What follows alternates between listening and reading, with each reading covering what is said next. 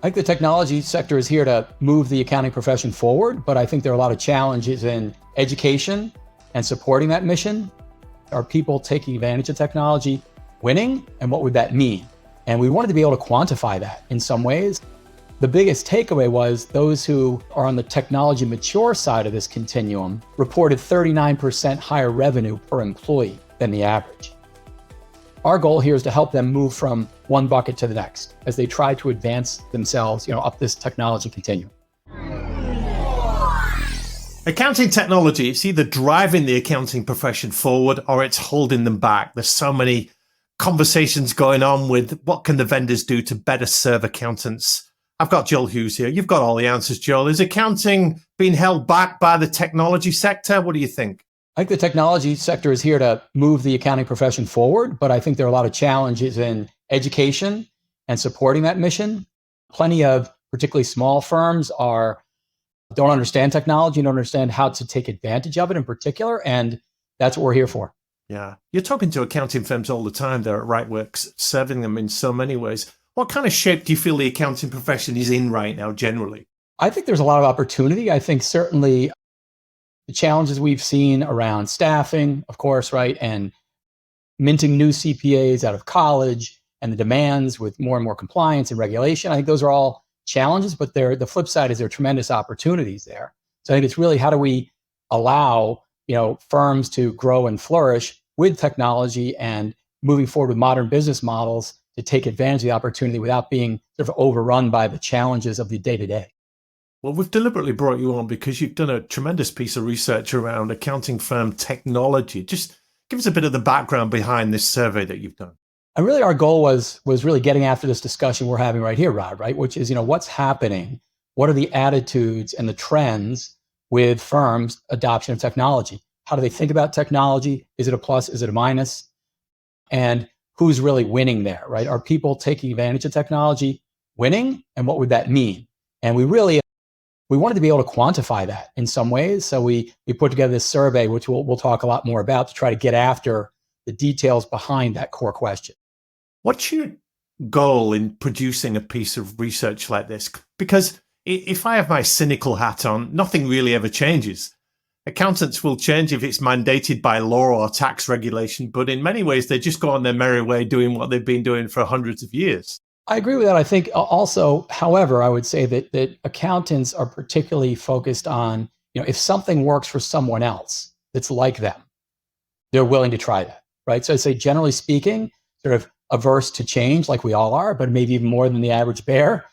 But in the case, I think of other accounting firms or professionals who've taken advantage of technology or some new technique, if they can see that that's worked for someone else, they'll often then get on that train and try to understand how to adopt it and become better themselves. That is a really good point. There is a curiosity factor in the accounting world in many sectors where they want to peer over the garden wall and have a look at what someone else is planting and what they're doing. Or we sometimes say, I want to look in your bait box, Joel, and see what you're using to catch that. I'll look in your medicine cabinet and see how you're dealing with that. So sharing that best practice and sharing what works, that's all in play here, isn't it? Yeah, it really is. And I just say, at RightWorks, we spend a lot of time with obviously delivering a technology platform.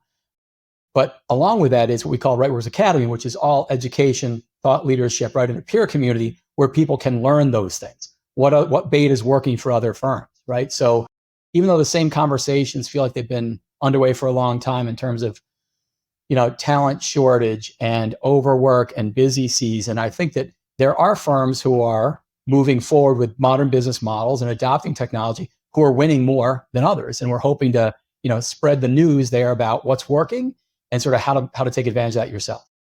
Well, I asked you what shape the accounting profession is. Let me pivot that and ask you what shape the vendor space is in. We've just had Engage over there in the US. We've just had Accountex here in the UK. They're two of the biggest events around. Hundreds of vendors descending on a floor space and trying to get the attention of busy accountants. They're all claiming AI, but maybe have just a little bit of automation.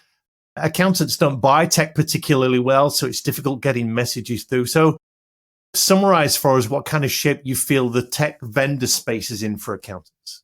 I think it's healthy in terms of, number of companies and innovation sort of underway for sure.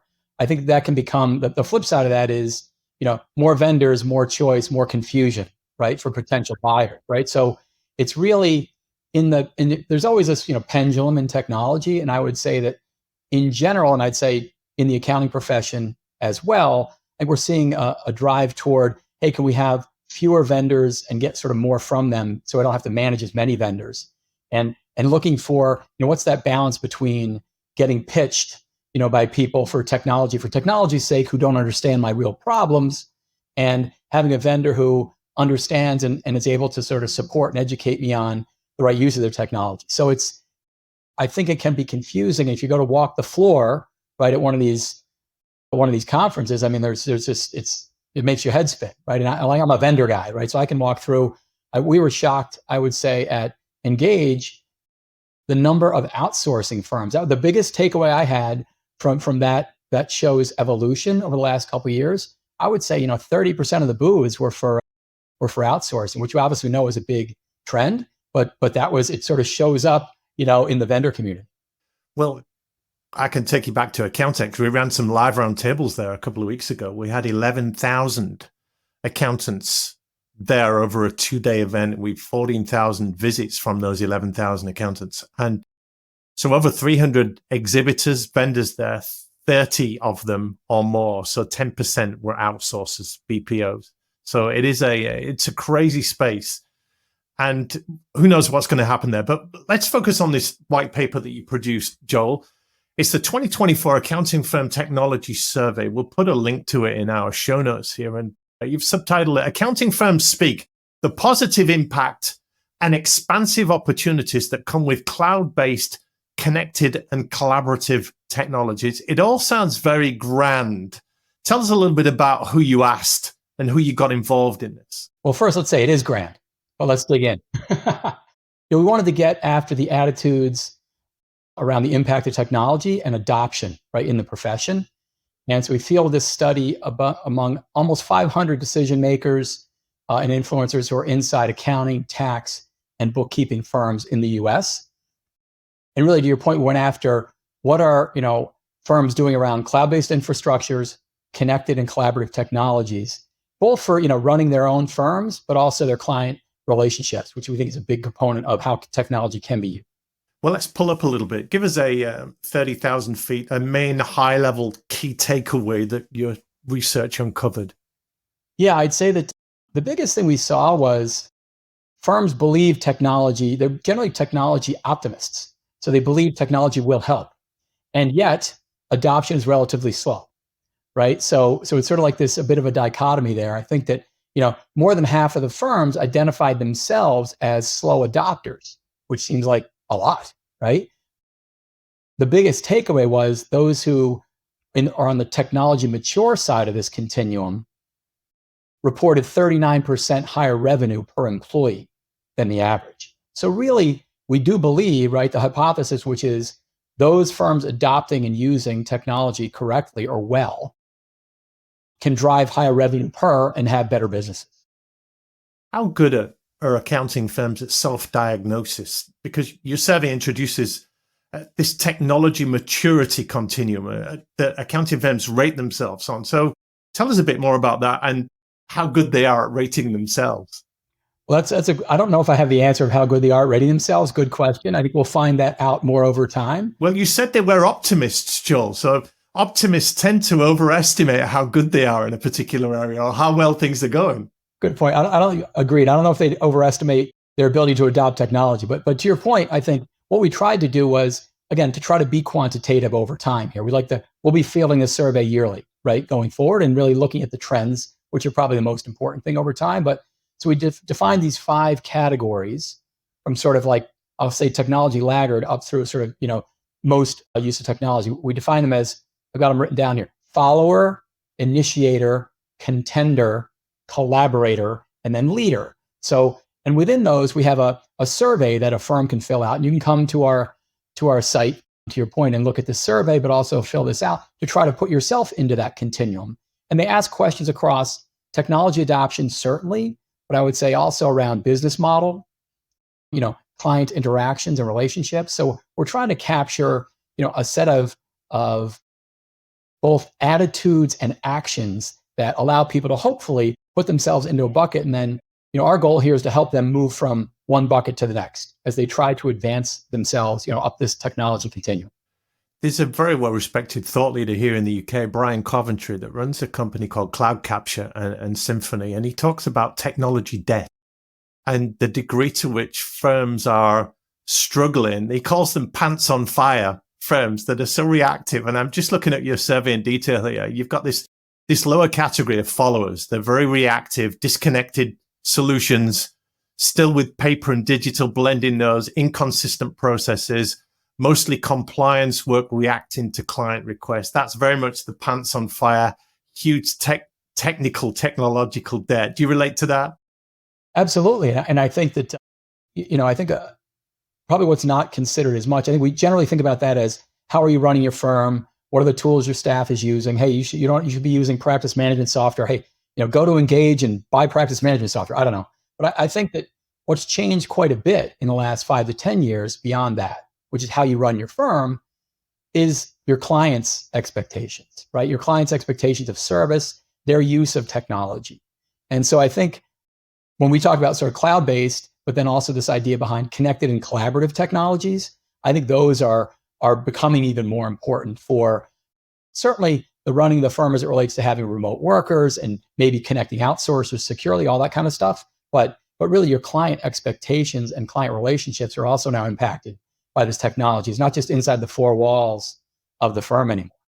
We've had Will Farnell on the show. He runs a firm in the UK called Farnell Clark, $345 million turnover. He had the first digital firm in the world in 2009, 100% digital. So he's very much an early adopter. He wrote the digital firm and he wrote the human firm. And he said on the show that accounting firms buy tech really poorly. First, they buy it for what fits into their system. Second, they might look at what fits into what their people like using. But third, they'll buy it for what their clients enjoy using. So the clients come at the bottom of the line in terms of making decisions. So just comment on that for us. And then I want to ask you a little bit more about the adoption problem.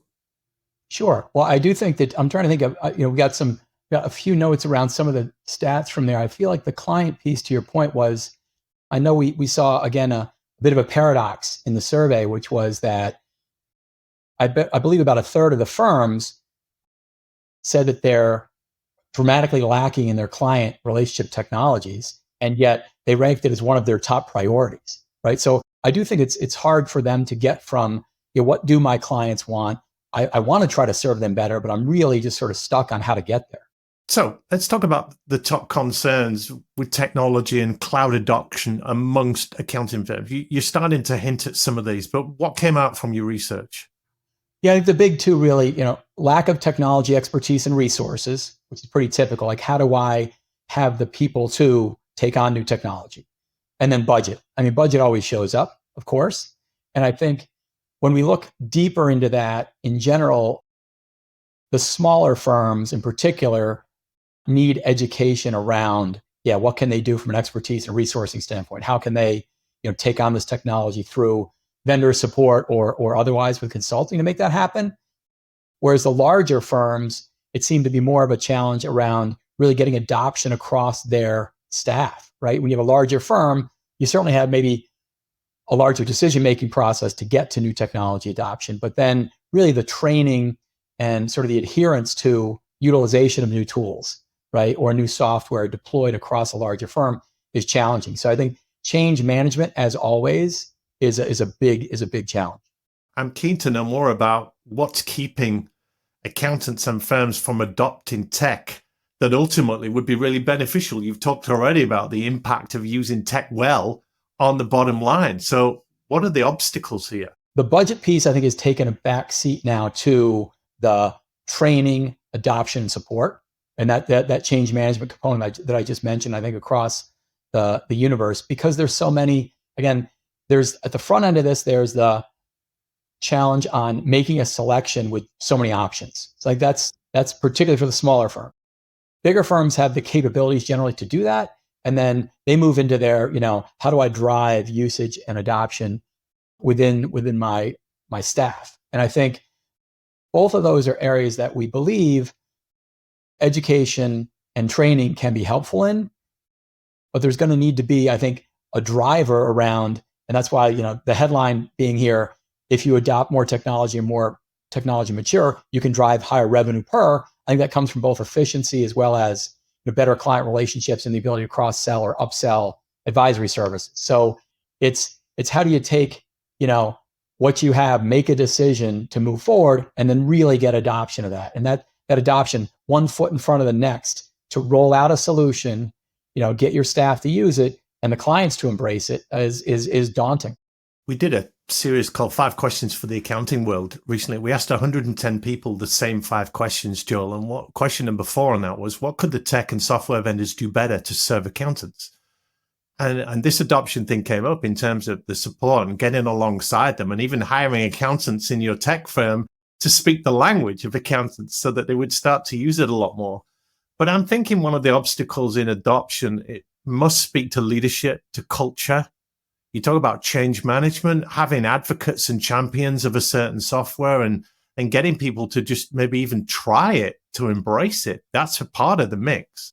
I agree. And I think that part of that from a leadership standpoint, this is my own thought really, is that, what we saw in this survey, again, the more technology forward firms making more money per user, well, it's also per staffer, it's also connected to the products and services they're able to deliver, right? So, and I think those are connected, right? It's not like technology isn't on its own an island, a thing that maybe just makes you a little more efficient. If it makes you more efficient, so you spend less time, and we'll probably get to AI, right? If something can save me rote work, but I can spend more time on real client advisory services, I can charge more for them, right? So the one ways you get to more revenue and a better client relationship is to have more time for higher value work. And I think leadership could do a better job, undoubtedly, of connecting, hey, we're trying to move our firm forward, deliver more value to our clients in a new way. We need tools to do that versus, hey, we're going to use technology to become more efficient. I think that's like, well, who cares, right? And that's, again, that goes against the core sort of human change management challenge. I like that because you get into the why behind what we're doing this. Not, this is just a piece of software and you better damn well use it. Yeah, like, so what, right? What's the point, right? And ideally it's, we're making more money. Our clients are happier. You get to spend more time on doing the things that you like more than things that are mundane. Yeah. You've talked about opportunities, but with opportunities comes threats. That's why we have SWOT analysis. So I'm really glad that your survey picked up on cybersec and data security. Talk to us about what you found there. Yeah, well, I think that, one of the biggest things we saw from a benefits standpoint, right, of generally thinking cloud and thinking these technologies is flexible and remote worker support, but firm and client data security was right there, right? And I think that a couple things that came out of the survey around that. Certainly, there's more and more recognition of and concern about firm and their certainly clients' data. How do we secure these things? And I think in the past, there's been, back to your original question, is technology winning or losing or helping or hurting? I think there's been a question about, wow, is the cloud more secure or less secure? I mean, some people think having a server under their desk, is still more secure than the cloud. I think that's not true. But I think that that's been a question over time. And now, as we look at the benefits of data security, I think an ROI component comes in here. It used to be, again, hey, I'm depreciating my server. Maybe I'll wait until it's about to die to actually decide to go to the cloud. Maybe that's a financial reason for me to do it. Look, the real threat of cyber attacks and the cost of those is changing that ROI calculation, right? The risk and the cost around the risks of data security, particularly on the client side, I think has really now changed some of the ROI there. It's not just about IT anymore. It's about firms' reputation, right, and security, as well as their clients' data. So I think that's been something that's definitely on the rise. And my belief will be we'll see that even increase in importance over the next 5 years as we continue to roll this survey. And accountants are the guardians of data. They have so many data points, so much information. And I guess that the vendors have too, don't they? With their inner workings. They have all the data. Yeah, I agree. And I think that, I think we as a vendor certainly are spending a lot of time on how can we gather that data, for the firm's use, right? And identify, for example, advisory opportunities within their client base, right? The kinds of things that, again, if we can offload a bunch of the rote work, we can get to where's the value add. And I think we better protect all the data, number one, and make it safe and eliminate the cyber threats. But then we have that data. How can we, appropriately make it available to the firms so they can be more intelligent and more proactive, with their clients? So ultimately, Joel, did you conclude that cloud adoption addresses and allays the concerns of cybersecurity and data safety? It's a good thing? I think it is. I think the thing that people have clicked on now, to my earlier point, is not so much, just networking and sort of access, but it's really vendors like us and really everyone now in the security area is becoming much more of a managed service. Like, you need people working against these threats all the time because they're changing all the time. It's so dynamic at this point that I think the cloud now represents, wow, if I put my data in the cloud, someone can be protecting that for me actively. And I think that's the biggest change from what now people would call like a managed security service provider, for an MSSP here in the US versus just an MSP who is doing your IT. Because you need sort of this active management against these threats. So I think that has become much better understood. And now people are trying to understand, well, how can I find the right solution for my migrations and for my clients' data? Well, let's visit the gorilla in the jungle, or maybe it might be the mosquito in the jungle that gets everywhere, but it's AI. We think that everyone's talking about it, but we do know the slow adoption of any change by accountants. So I saw a stat recently that said that only 1/3 of accountants automate a bank feed. So if 2/3 are not doing that, then they're so far behind the curve with AI and ChatGPT, let alone just the basic automation stuff. So just give us an overview of what you found with the attitudes towards AI. Great point. I think, yeah, to the extent that, generally a profession somewhat slow on tech adoption, AI being a rapid, disruptive technology, I think will be slow as well, right? So now, and there are a couple of really good reasons for that, right? I would say when you think about AI, generative AI, right, for the accounting profession, well, look, it's inaccurate, and like accountants are supposed to get the numbers right, so it's not going to get the numbers right without checking, so it can't really help there. And you worry about data, right? We're back to our previous point. Well, if I'm putting data into some software that's in the cloud from some vendor, I don't know how that works. I'm not going to do that because that's unsafe for my client. So I do think that there's some very good reasons that initially firms should be suspect and really, take a double take on AI. Now, I think that what we found in our research was, yes, inaccuracy, data privacy were the two biggest reasons not to adopt. And really, people were looking for use cases and ROI. And again, this goes back to that idea of the community. Hey, who's doing this well? I want to see it proven before I maybe try it myself. And I think the use cases we have seen, we developed at RightWorks a tool called Spark AI that leverages OpenAI's infrastructure and keeps all the data safe. But it's really just an assistant, right? The idea is, hey, you're short on staff. You need some people to help you. You can have sort of these assistants who are AI assistants to help you get some work done. And I think the use cases in those cases are around client communications, right? Intelligent emails, summaries, and particularly like tax research have been real time savers. So these are areas that aren't yet about, it's not a P&L and a balance sheet. And it's not a higher level advisory service where there needs to be consulting between the client, right, and the firm. So I think we need to identify use cases, that are specific and very valuable to firms. Make sure that there's a way to protect all that firm and client data. And I think there's a lot of activity underway. We're working with some people in the industry on that stuff. What's safe, what's not safe. I think there'll probably be some regulatory stuff coming down the road here. But I think we've got to really knock them off case by use case to show the ROI for firms. You mentioned the word protect there. Let me go back to something there. We did a series of 23 panels on the future of accounting for this show. We brought in influencers from all over the world to talk about where things are going. And what did come through a lot was the overwhelm that accountants have. And when I talk to individual accountants, it's the sheer workload, and on top of all the regulation and compliance they've got to keep on top of, and that change.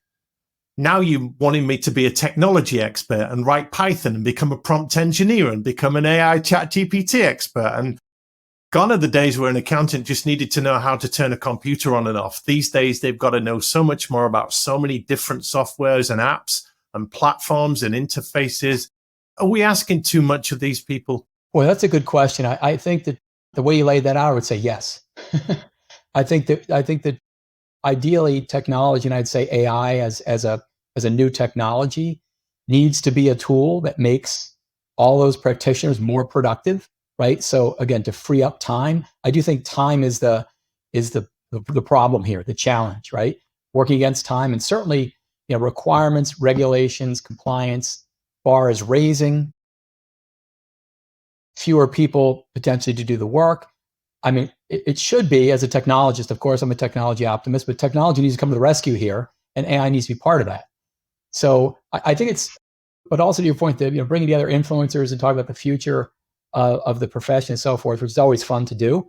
It strikes me that just listening to you today, that it is the people that are our best sort of and most entertaining influencers in this profession are people who embrace exactly what you just described, like this wide spectrum of capabilities, from coding some Python to, hey, I ran my own CPA firm for 20 years, so I know all the details on the debits and the credits, and we do kind of hold those people up, I think, because they're super interesting and compelling. But like, most people are not that, and I think that makes it hard. So how do we, particularly on the vendor side, for people like us, how do we bring that, simplify it, just make a much, much more powerful tool that's safe, so you can get on your way and not have to deal with as much of the compliance and regulatory stuff that's still piling up all the time. You talk about use cases. For that, we need pioneers. And there's a lovely quote about pioneers, that it's all very well being first, but you often end up face down in the dirt with arrows in your back. And it's a lonely trail, isn't it, to be first? But yeah, there are some very innovative accountants that are doing tremendous things. A couple more questions here, Joel, as we start to wrap this up. A key finding of your survey is that firms would benefit from modernizing their practices to gain a competitive advantage. So just chat briefly about some of the positive impacts of technology adoption, particularly on the client-accountant partnerships. I think that's really the view of the priority and the value of client relationships and client collaboration is very high across the survey. And as I said previously, people are having a tough time navigating from what have been sort of like classic client portals, right, to now, how do I talk to my clients across different mediums? Clients have become more sophisticated in their own technology use. So I do think we're having a next generation of more consolidated platforms around such things. But there's the client service piece of that, which showed up. I think that one of the stats I saw, let me just pull one that I thought was interesting. Only 22% of firms reported a high percentage, which was 75% or more, of their clients using the cloud. So this is the complication, right? It's like, we think about, hey, the firm, get your stuff in the cloud, be a cloud native firm. And it's like, well, my clients may or may not be in the cloud. And undoubtedly some are and some aren't.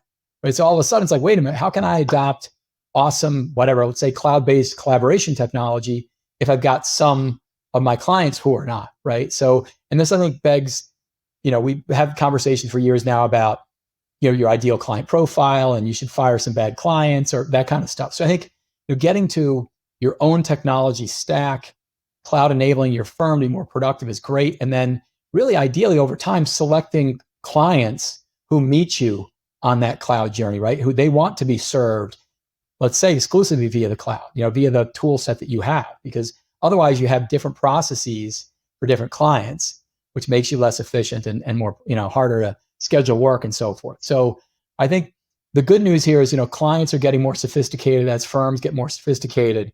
It's just, it can be a challenge to sort of make that match, as those are both happening in parallel. It's an elegant, powerful piece of research. I'm just looking in the conclusion. It says, it is imperative that firms aspiring to be modern firms, and for that, Joel, I read, it's a fight for relevance and sometimes independence, that these firms not only seek education and embrace technology, but also intentionally facilitate discussion internally with their own staff as well as their clients. This is the only way to truly lead the profession in the right direction. That's a lovely summary of what we've got here, isn't it? I think so. I really do. And I believe, back to your earlier leadership question, that's a connection between success of the firm, right? And what it feels like to work at a firm like that and be productive needs to be technology enabled, because we need more technology and tools to keep up with the opportunity. Well, just in a final few words, a call to arms from you, Joel. What would you say to the accountants watching and listening this to stay relevant, to stay connected, to stay on top of things? What are the key messages you'd leave them with? I would certainly say technology is a critical tool for success. I think it needs to support your evolving business model, and you've got to be able to change, right? I think we can see firms that start today that are 100% cloud are more efficient, can pick their ideal clients from the get-go and make themselves more productive and higher value. And I think all firms, can evolve toward that. But the shared vision of what you want your firm to be and how you want it to work needs to be enabled by technology. And people like RightWorks are here to help. Well, you're helping them with the modern firm continuity, or continuum. Just tell us how that works, Joel. Yeah, and I would suggest that people, again, come and check out the research that you'll have in the show notes, as you said, Rob, and come and take the survey to put yourself into this modern firm maturity continuum. And then you can sort of see where you are in certain areas of your business model, technology adoption, AI attitudes, and look at how you can move yourself forward to become a more modern firm. Yeah. Joel Hughes of RightWorks, that's been exceptional. Thank you so much for your passion and your insights today. You're welcome, Rob. Thank you.